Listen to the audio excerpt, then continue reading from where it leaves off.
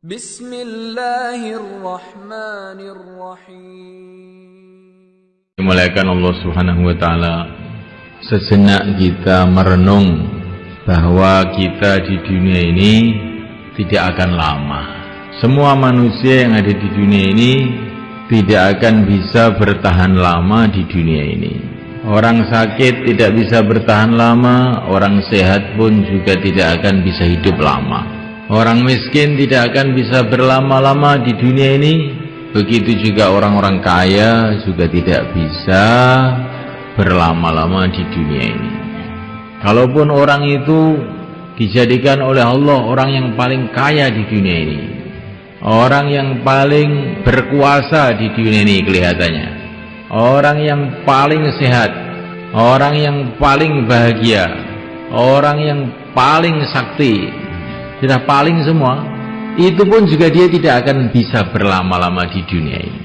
Semua akan ditinggalkannya, kerikil satu pun tidak akan dibawa. Maka kalau orang itu mau merenung, mau berpikir, betul-betul bodoh orang-orang yang membanggakan dunia ini. Orang yang bangga dengan dunia ini bodoh. Nah, sebentar saja kemudian ditinggalkan semuanya. Setelah diangkat jadi raja, maka diangkat ke kuburannya. Inilah manusia di dunia ini. Maka Allah Subhanahu wa taala, pencipta alam semesta ini, memberikan peringatan kepada manusia. Wala taghurrannakumul hayatud dunya wala yaghurrannakum billahil gharur. Jangan sekali-kali menipu kamu kehidupan dunia ini. Jangan sekali-kali menipu kepada kamu si penipu, yaitu syaitan. Dunia ini menipu, kelihatannya seperti hebat, kelihatannya seperti besar, tapi hakikatnya kosong, nggak ada apa-apanya. Mana raja-raja yang katanya dulu hebat-hebat itu? Mana raja Persia yang katanya kekuasaannya separuh dunia itu? Mana raja Romawi? Mana Brawijaya, raja Majapahit? Mana patihnya yang namanya Gajah Mada? Di mana? Seolah-olah tidak pernah hidup di dunia ini. Mana Bung Karno yang katanya kalau berpidato bisa memukau seluruh orang? Mana dia?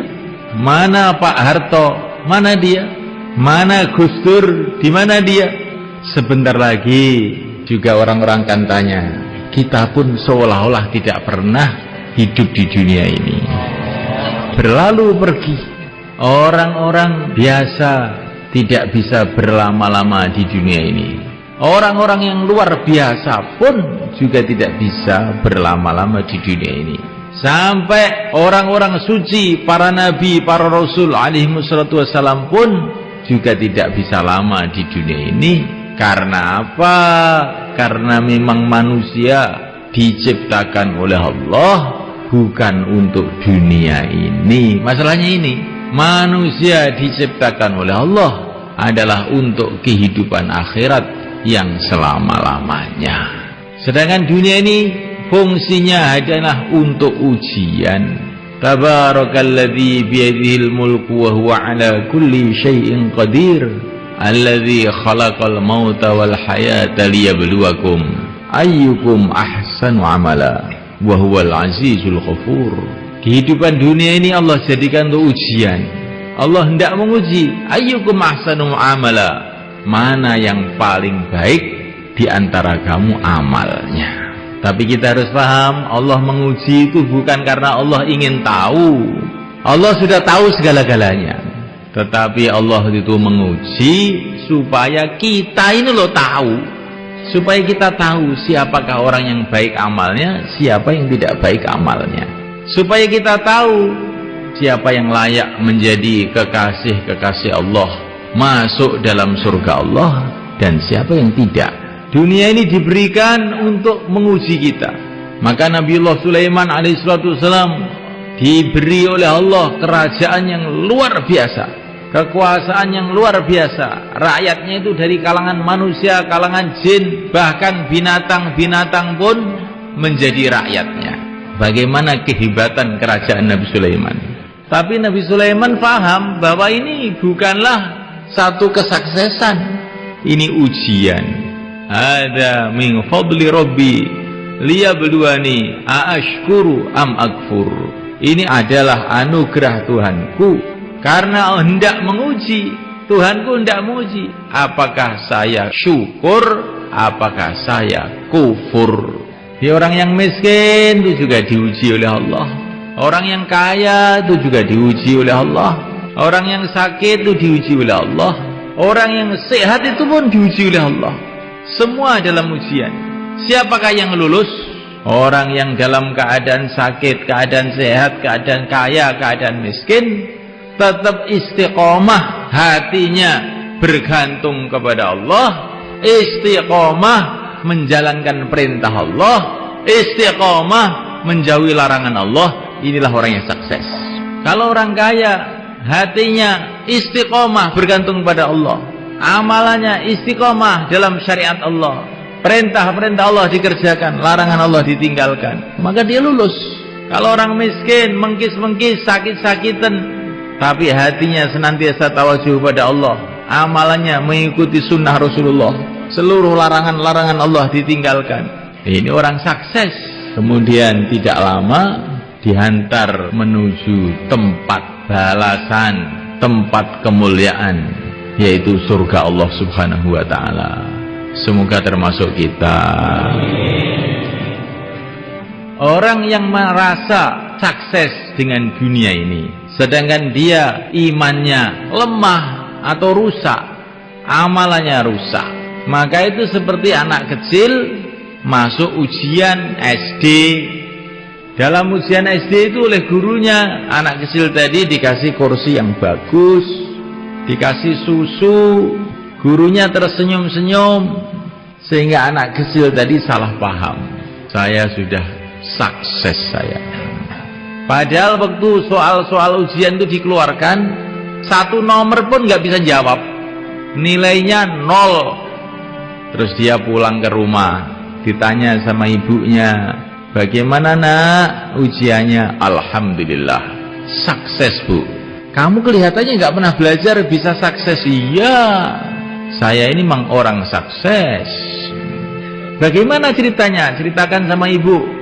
Tadi kursinya empuk bu, dikasih susu sama Pak Guru, dan Pak Guru senyum-senyum saja.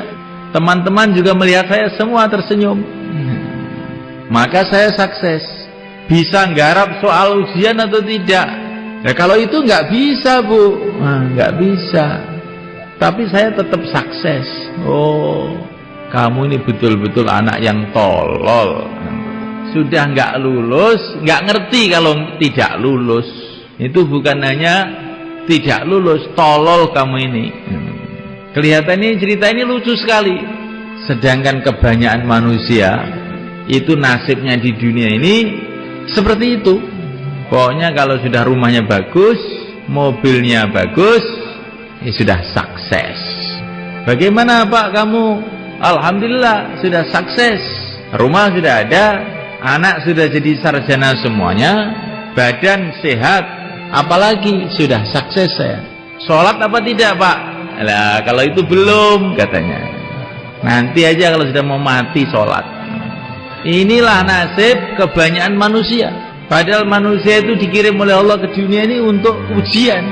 Nggak dipikirkan ujiannya lulus atau tidak, yang dipikirkan kursinya empuk atau tidak, makannya enak atau tidak.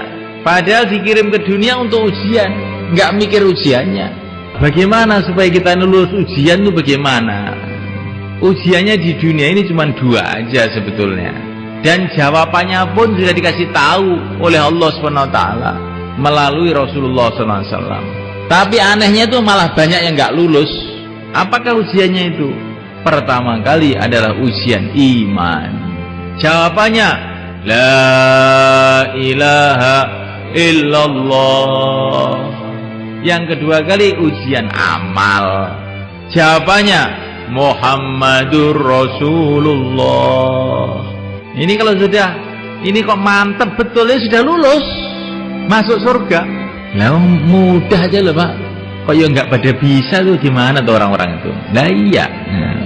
Ini maksudnya bukanlah hanya sekedar ucapan, bagaimana la ilaha illallah itu tertanam dalam hati, merasuk dalam hati, menjadi darah daging kita, keyakinan yang mantap bahwa yang berkuasa di alam semesta ini hanya Allah, sehingga yang pantas disembah hanya Allah.